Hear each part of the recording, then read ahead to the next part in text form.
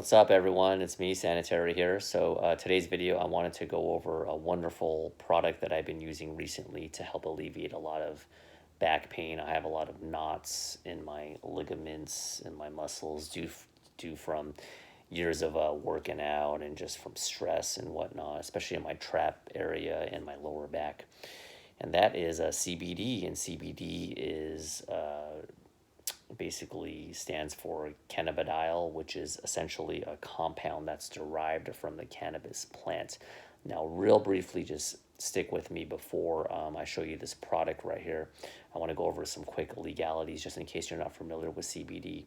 Now, this is regarding the United States. Now, as of 2018, the federal government has decided that CBD is legal in most states. And I say most. I'll try to put a link to a chart that has the specific legalities regarding your specific state, but definitely do your own due diligence because I don't want to be responsible for if you test positive, which is essentially it's very hard to test positive, but you never know. So for instance, I know like in Iowa, Idaho, I think South Dakota, it's illegal. In California, where I'm at, it is legal as long as it's not found, the CBD is not found in food or beverage. And then in Hawaii, for instance, I believe it's completely legal, so it's no holds barred. And so this one right here, this is a Siva. This is a topical cream, but in a glue stick form, and this is considered broad spectrum, meaning it essentially has no THC. And THC is the substance that employers and will implement to detect in your urine for a drug test.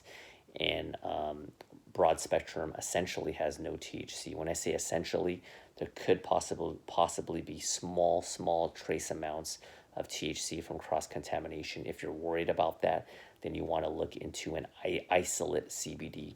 So you have isolate CBD, the most safest with no THC, broad spectrum, which is what this is, and then you got the top, which is full spectrum. Full spectrum has up to 0.3% of THC. That's the legal, what the government has stated, 0.3. As long as it's not above 0.3, it's completely legal. But if you take it for a longer period of time, there's a very small chance that you could test positive. So if you're going to have a piss test coming up pretty soon, don't take the full spectrum. Get the broad spectrum or get an isolate. And or I would take a drug test, home kit drug test before, just in case. That being said, I just want to make sure this, like I said, is 1,000 milligrams of cannabinoid inside of it, and it has a pre-top.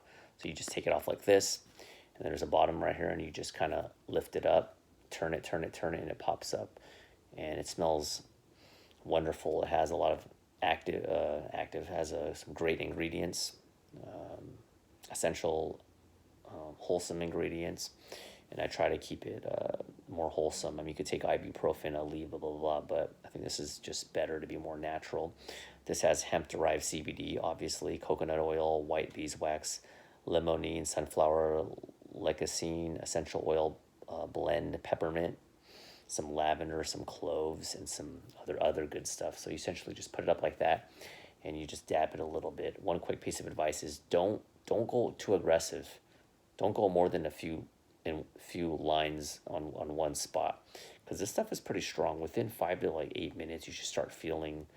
In this case, it's menthol flavored.